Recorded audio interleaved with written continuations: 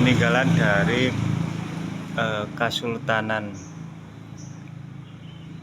Demak Bintoro terah dari Wangsa Daha dari Kediri ini ya.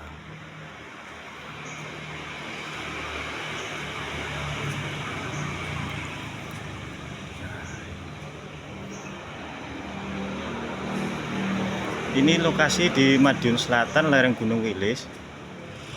Nah, arsitekturnya sangat-sangat kuno, selaras dan serasi dengan berdirinya Pondok Gebang Tinantar yang berada di kawasan Ponorogo, Tegalsari ini. Wah, kayunya sangat besar-besar ya ini.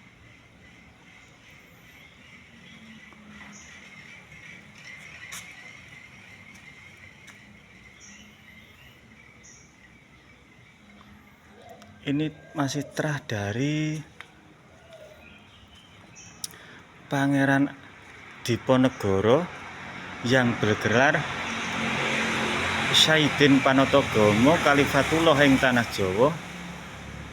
Wah, ini loh. Ini kuda putih. Wah.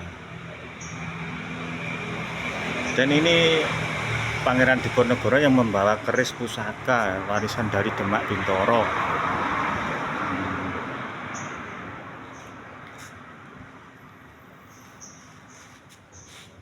Sangat unik sekali.